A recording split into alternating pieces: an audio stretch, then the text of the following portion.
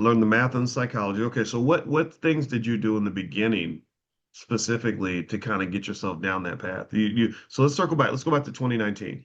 2019, you said that's when you first started kind of rocking with the Black Business School and stuff like that.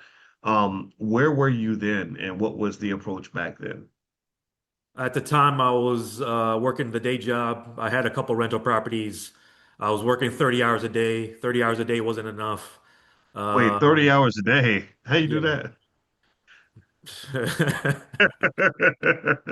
I was Okay. overworking. I was doing too much. I look back on it now and realize I was trying to do too much. I was trying to do seven things simultaneously, and it's no surprise I sucked at all seven. So Mm, what I learned to do is scale back so I can scale up. So at the time I was working a day job, I was running my rental properties. I was trying to side hustle. I was trying to run a business, and I was trying to study my freedom education. So I had a capital base, but I just didn't have the right strategies. I didn't have the right mentorship. Over the years, I consulted with you. I consulted with a couple other experts.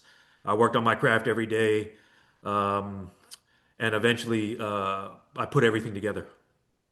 okay. So what was stopping you in 2019? Like, when you came in and you started, you and I were, we didn't know each other at that time, but I guess I was on your radar.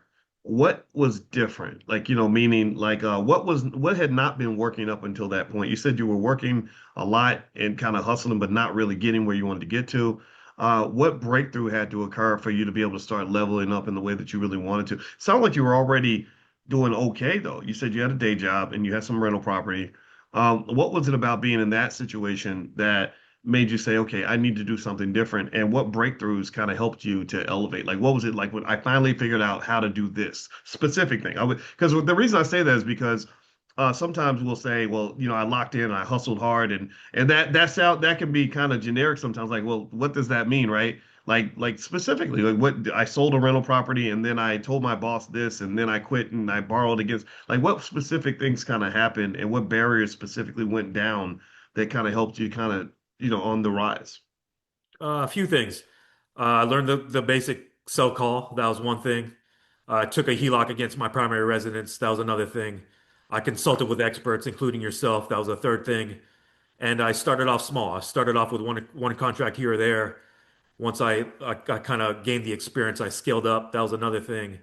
I got with my investment group. I got with people whose opinion I really respected. Other smart people. I networked with them. That was another thing. And I lost all fear. That was another thing as well. Mhm. Okay, okay. So we lost all fear. We started talking to smart people, not not internet scammers who are gonna just tell you anything, right? Which unfortunately a lot of people get hit by that. They're like, oh, I signed up for this $30,000 class that taught me nothing, right? You said you made that move in terms of doing the HELOC, so you borrowed against the property that you had. You've had some equity over here. And I guess a lot of us maybe have home equity or we have some 401k equity or something like that that can help make a move. It's not something that I'm telling anybody to do, but these are options, right? That help us sort of get that financial flexibility. And then you said you learned how to sell that first call. So you embrace the idea of so at that time in 2019, did you see stock options as something that would be like kind of a primary path toward your financial independence, or did you see that as kind of one of many things you were doing, or what was your view on it back then in 2019?